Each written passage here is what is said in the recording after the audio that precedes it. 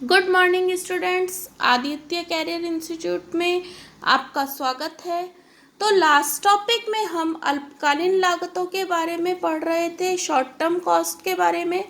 कल हमने total fixed cost और टोटल वेरिएबल कॉस्ट के बारे में पढ़ा था। अल्पकाल में क्योंकि हमारे पास टाइम कम होता है, इसलिए अल्पकाल में टोटल जो स्थिर लागतें हैं, जो टोटल स्थिर लागतें हमारी, उनमें कोई चेंज नहीं होता है। अल्पकाल में ओनली हमारी परिवर्तनशील लागतों में ही चेंज होता है। टोटल स्थिर लागतें हमेशा ओ एक्स अक्ष के समानांतर बनती हैं और टोटल वेरिएबल कॉस्ट है वो हमारी परिवर्तनशील रहती है। आज हम टोटल कॉस्ट के बारे में पढ़ेंगे। टोटल कॉस्ट क्या होती है?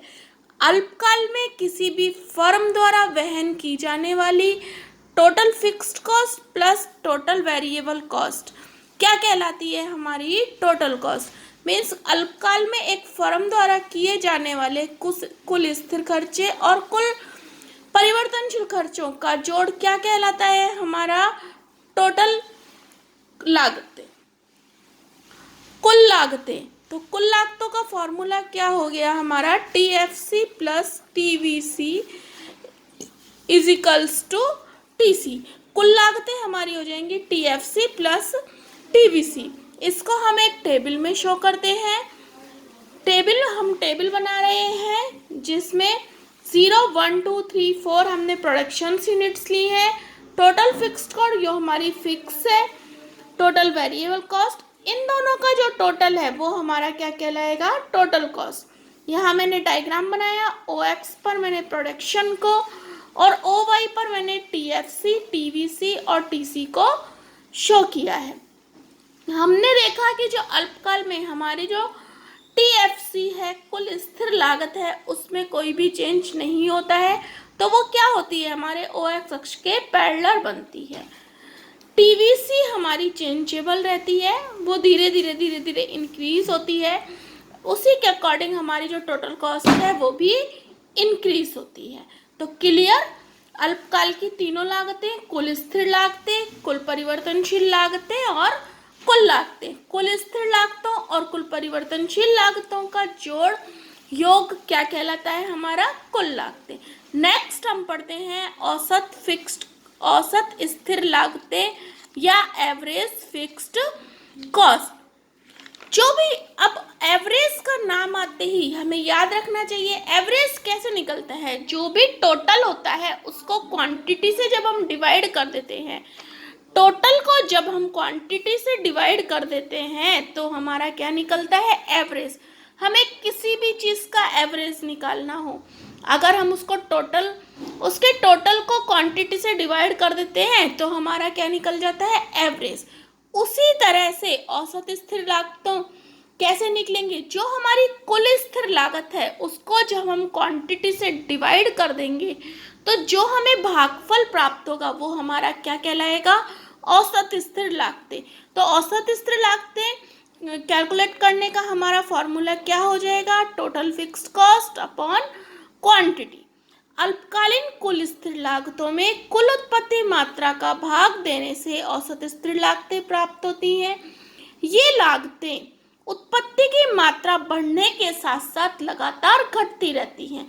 जैसे जैसे हमारे प्रोडक्शन का लेवल बढ़ेगा वैसे वैसे ये लागतें घटती जाएंगी, क्योंकि हम इन्हें किस फार्मूले से निकाल रहे हैं? Total upon quantity. जैसे जैसे हमारी क्वांटिटी गेन होगी तो हमारी लागतें क्या होंगी?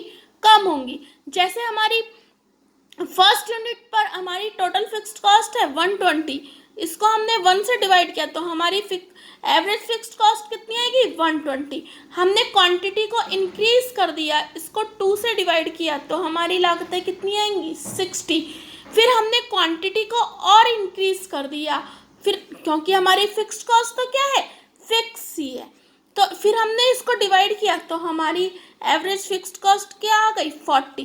तो इसी तरह से जिस तरह से हमारा प्रोडक्शन गेन होता जाएगा, हमारी जो एवरेज फिक्स्ड कॉस्ट है वो डिक्रीज हो जाएंगी।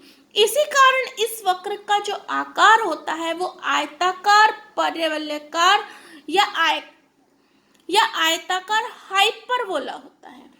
आयताकार हाइपरबोला क्या होता है? हमने एवरेज फिक्स्ड कॉस्ट निकाली, टोटल को क्वांटिटी से डिवाइड कर कर। इसी तरह से आयताकार हाइपरबोला हम क्या करते हैं, टोटल को अगर हम क्वांटिटी से मल्टीप्लाई कर देते हैं तो हमें हाइपरबोला प्राप्त होता है। और इसमें क्या होता है कि जो भी हमें कॉस्ट प्राप्त होगी वो सेम होगी। जैसे अभी हमने टोटल 120 को डिवाइड किया 1 से, तो हमारा क्या आएगा 120। इसको अगर हम मल्टीप्लाई 1 से कर देंगे तो क्या आएगा हमारा 120। इसी तरह से हमने 120 को डिवाइड किया 2 से, 60 आया। अगर हम 60 को 2 से मल्टीप्लाई कर दें तो हमारा क्या आ जाएगा 120 आ जाएगा। मीन्स टोटल को क्वांटिटी से डिवाइड करने पर तो हमें एवरेज प्राप्त होता है, लेकिन अगर एवरेज को हम क्वांटिटी से मल्टीप्लाई कर देते हैं तो हमें क्या प्राप्त होता है, हाइपरबोला प्राप्त होता है। रेक्टेंगल हाइपरबोला में क्या होता है, हमारी लेंथ सेम होती है और ब्रेथ सेम होती है। इसी कारण जो इसकी शेप होती है इंडिफरेंस कर्व, जो कि हमने पहले पढ़ा था, उसके समान होती है। यहाँ पर जो शेप होती है इसे हम क्या बोलते हैं, रेक्टेंगल हाइपरबोला। ये हमें इस शेप में जाता है, लेकिन ये कभी भी हमारे ओ एक्स अक्ष को नहीं छूता है। क्यों नहीं छूता, क्योंकि जो हमारा एवरेज है, जो भी हमारी एवरेज कॉस्ट होती है वो कम जरूर हो जाती है, लेकिन कभी भी शून्य नहीं होती है, कभी भी जीरो के समान नहीं होती है। तो क्लियर, कुल लागतें एक फर्म द्वारा अल्पकाल में वहन की जाने वाली कुल स्थिर लागतें प्लस कुल परिवर्तनशील लागतें, और average fixed cost total divided by quantity is equals to क्या आ जाएगा हमारा average fixed cost. Average fixed cost उत्पादन के बढ़ने के साथ साथ हमेशा हमारी घटती हुई होती है, और इसका जो कर्व बनता है वो रेक्टेंगल हाइपरबोला के समान होता है। तो क्लियर स्टूडेंट, आज के लिए इतना ही। Thank you.